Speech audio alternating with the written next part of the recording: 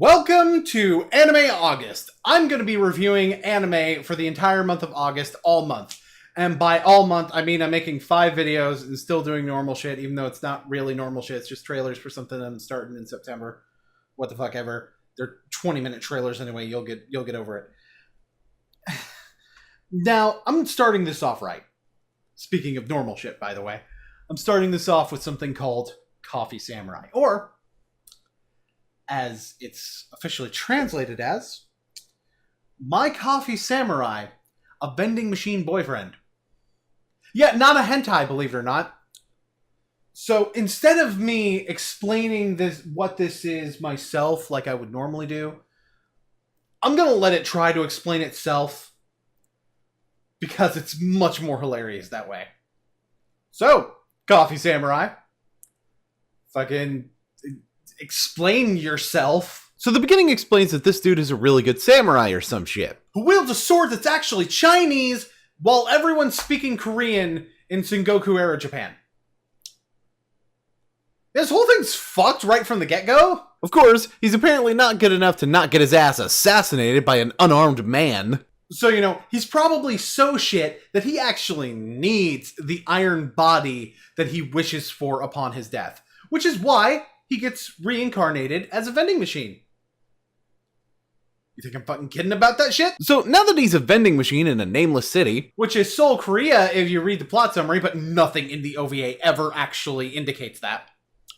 Good. He can apparently turn into a human dude for a little while and fight evil ninjas. Oh, and he can apparently summon his sword that just pops out of, wherever the fuck he is. There's one point where he's running down a building and it, smashes through a window.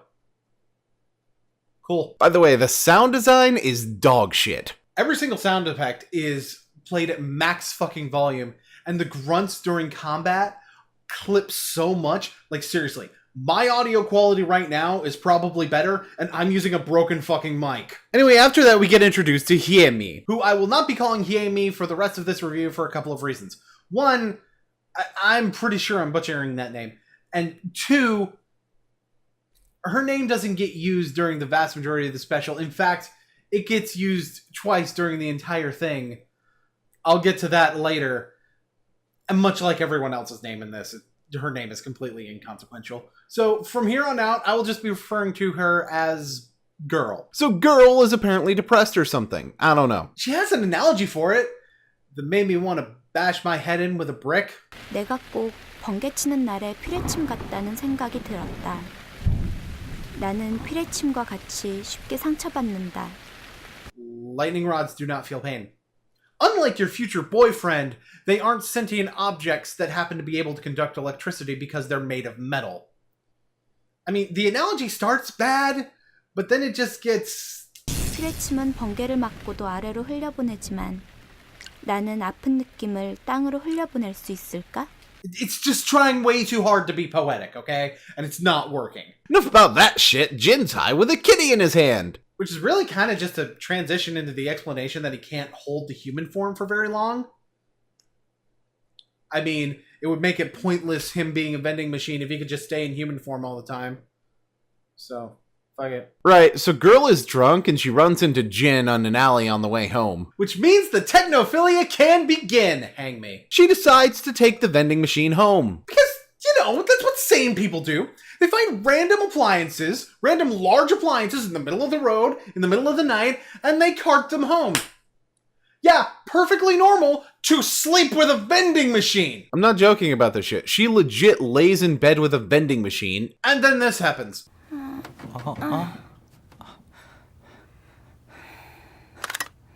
sorry, what? Wanna run that one by me one more time? Let me just remind you of something. She does not know he's a reincarnated samurai yet. So, yeah, there's nothing normal about this. She gave a vending machine a boner by cuddling with it.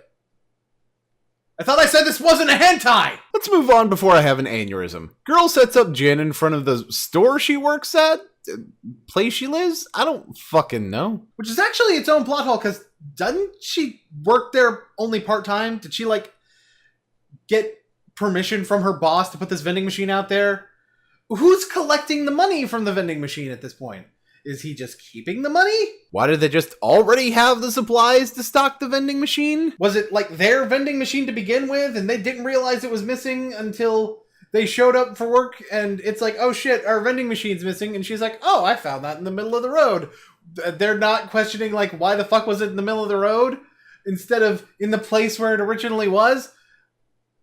I mean, and what's with the door? Why do they have like the paper screen doors on a place of business? Is this modern day Korea or pre-industrial Japan? None of these questions will ever be answered because fuck it! Vending machine romance! This would probably be a good time to talk about the special's tendency to meander about. Because at this point they spend about 3 minutes just doing boring shit. I'm pretty sure this is supposed to display some sort of character development and contemplation on the character's part. But the problem with that is that we have no indication as to what the mindsets of these characters are to really be able to know what would be going through their heads. We eventually arrive at the fact that Jin's worried that the sympathy he now feels is going to cause problems for him as a warrior. Which reminds me that, fucking yeah, he actually is supposed to be fighting evil by moonlight and winning love by daylight. Is he Sailor Moon? I don't think he's Sailor Moon. But where the fuck did all that fighting evil stuff go? So then a scene happens that I think is supposed to be Girl realizing that Jin is alive? Even though, you know, he's moving right in front of her before she pinches his cheek or something. Never. Wait a minute. Actually, does that mean she knew the entire time? I mean, I guess that explains the cuddling at the beginning. But what it doesn't really explain is letting a complete stranger into your bed and cuddling with this complete stranger. I mean, I guess she was drunk. Sure. That kind of... Look, this just raises more questions that I really don't think I want to know the answer to. So let's just move on. Intimidating glare from Toy Zebra in the park. Motherfucker. So she starts taking Jin back to the store. And then the greatest part of the entire special happens.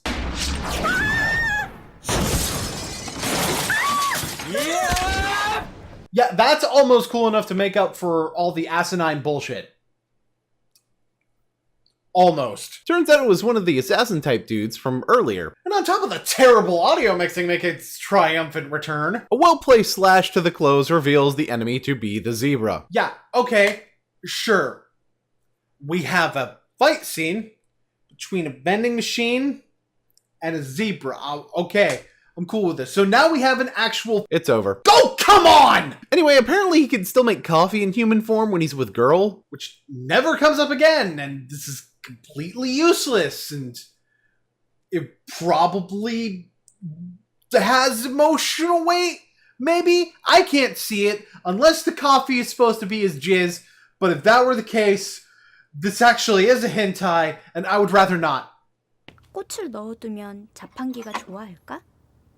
Why the fuck? Well, this is pretty much one giant ball of meme now, so fuck it. Let's just have vending machine leaping above city streets with a girl sitting on his head. Which sounds really romantic and shit. You know, it's kind of like Aladdin in a sense. But are we supposed to be taking this shit seriously? Because this is the part where my brain just decides, you know, logic's not going to happen here today. Let's just move. It's fine. Anyway, they have a conversation about how Jen is losing business. And it never comes up again! It has no weight whatsoever to their emotional reactions in the future! Making it totally fucking necessary! And it's not totally making me scream internally and externally! Although, wait a minute, Starbooks? Is that what that subtitle said? Starbooks? Starbucks. Is that some kind of cheap non-copyright Starbucks, or they just fuck up with the subtitles? We're never gonna fucking know, because this is the one time that they bring up his business rival. You would think that would be important. You would think that would be something they'd talk about with his dual life as vending machine and samurai. No. Nope. Could have been interesting. Nope. So then they have a conversation about Jin always being cold. You know, because he's made of metal. And Girl says that he needs to keep warm. No, he doesn't. He's got his own internal heating system. Why the fuck do you think the coffee comes out hot? And then they kiss in the apartment. He now has, apparently, I don't fucking know. He runs off. Then he comes back. Something like, I'm gonna leave because I'm a warrior and shit. Look, I should probably be giving a shit right now. I should. But who the fuck are these people? Remember how I said that Jin used his girl's name maybe twice throughout this whole thing? Yeah, we're more than 2/3 of the way through, and girl's name hasn't come up yet. It won't come up until the 25-minute mark out of 30, including credits. Yeah, that's not good. Hell, Jin's name barely comes up in this. Granted, the zebra guy says it like twice. But even when we're introducing his character, his name doesn't get mentioned at all. This is like, oh, I'm a cool samurai dude, but I fucking died. That's how we're introduced to the character. I feel like a better thing, we needed a second fight scene between Jin leaving and the first one, where the girl was directly in danger because someone was after him. So, and that would actually explain this a little bit better. Not that it matters, because we have no time for Jin to be able to reflect or for girl to even fucking notice that he's gone. Anyway, the zebra's back. Which doesn't make a lot of sense because I'm pretty sure he fucking died. Oh, by the way, his name's Dogu Gupai. Fucking cool, I guess. He tells Jin about a group that's trying to kill him that kidnapped girl. Because anime plot. But weren't you trying to kill him a while ago? I feel like there's stuff in the original script that got cut out. That's what feels like it's going on here, because this is a complete reversal of motivations happening at the moment. So Jin decides to go confront the gang of polar bears and... I'm sorry, what? Oh, yeah, and their leader, the one he's actually fighting, he wears a red scarf. I just... You know what? Fuck it. We're going with it. So Jin actually winds up reverting to his vending machine form in the middle of the fight. You know, because he's a fucking moron. Seriously, he spends the entire time traveling to the fight in human form for no reason. And he says near the beginning he can only stay in human form for so long. We know that he can jump along streetlights just as well in vending machine form as he can in human form, if not better based on what we saw. And we also know that previously he gave zero fucks about being seen in public, just walking around as a vending machine. Why the fuck does he care now? This is especially a problem because he knows when he changes that it's going to cause a problem. And sure enough, he gets cut open. And then the polar bears drink the blood of their enemy. And by that I mean they all get free coffee while Jin's losing consciousness. This line also happens. 자판기야, 죽지 마.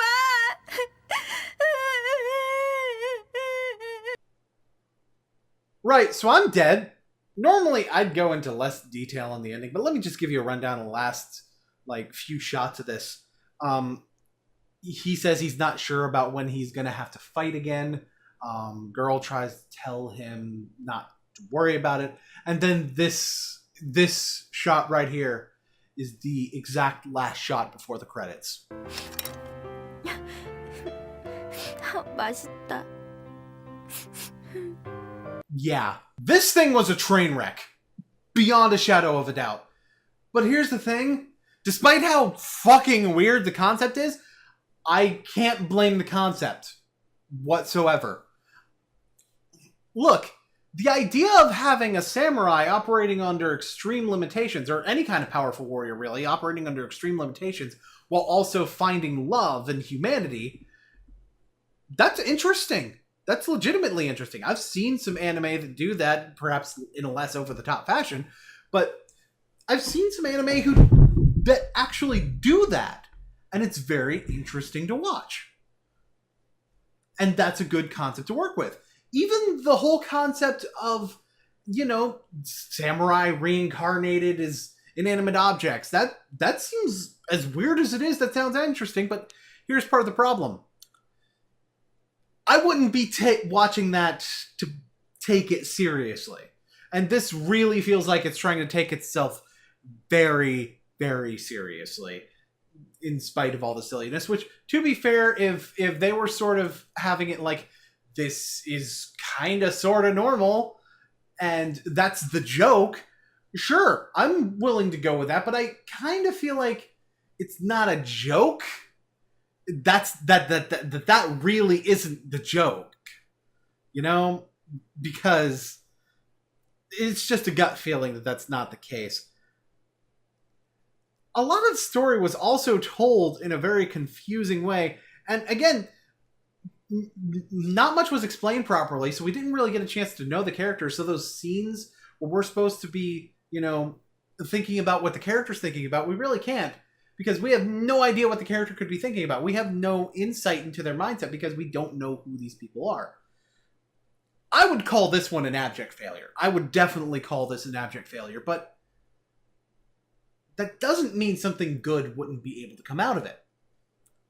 Maybe next time, though, less vending machine boners. Or more. Either way, I guess. Sure.